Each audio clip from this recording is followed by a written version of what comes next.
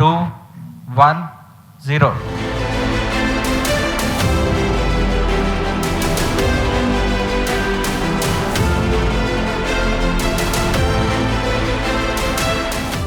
అంతరిక్ష ప్రయోగాల్లో ఇస్రో దూసుకెళ్తోంది. గతేడాది చంద్రయాన్-3, ఆదిత్య L1 వంటి కీలక ప్రయోగాలు విజయవంతం చేసింది. తాజాగా మరో కీలకమైన ప్రయోగాన్ని ఇస్రో విజయవంతంగా నింగిలోకి పంపించింది. శ్రీహరికోటలోని సతీష్ ధావన్ స్పేస్ సెంటర్ షార్లోని రెండో ప్రయోగ వేదిక నుంచి ఈ ప్రయోగాన్ని చేపట్టారు. GSLV F-14 వాహక నౌక ఇన్సాట్ 3DS అనే ఉపగ్రహాన్ని సక్సెస్ఫుల్ గా అంతరిక్షంలోకి తీసుకెళ్లింది. 27.5 గంటల పాటు కొనసాగిన కౌంట్ డౌన్ తర్వాత నిప్పులు చిమ్ముకుంటూ GSLV F-14 నింగిలోకి దూసుకెళ్లింది. శుక్రవారం మధ్యాహ్నం 2 గంటల 5 నిమిషాలకు GSLV F-14 కౌంట్ డౌన్ ప్రారంభమైంది. 2275 కిలోల బరువు ఉన్న ఇన్సాట్ 3DS శాటిలైట్ ను GSLV F-14 వాహక నౌక నిర్ణీత కక్షలో ప్రవేశపెట్టనుంది. ఈ ఇన్సాట్ 3DS ప్రయోగం ఇస్రోకు 97వ ప్రయోగం కావడం గమనార్హం.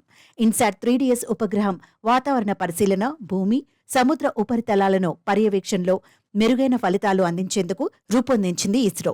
ఇన్సాట్ 3DS శాటిలైట్ వాతావరణ పరిస్థితుల అంచనా, విపత్తు హెచ్చరిక వ్యవస్థలను మెరుగుపరుస్తుంది.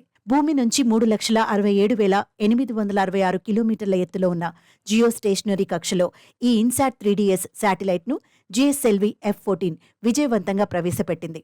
ఆ తర్వాత ఇన్సాట్ 3DS ఉపగ్రహం రాకెట్ నుంచి విడిపోయి అంతరిక్షంలోని భూకక్షలోకి చేరింది. ఇన్సాట్ సిరీస్లో ఇప్పటి వరకు ఇస్రో పంపించిన 23 శాటిలైట్లలో కొన్నింటి జీవితకాలం అయిపోయింది.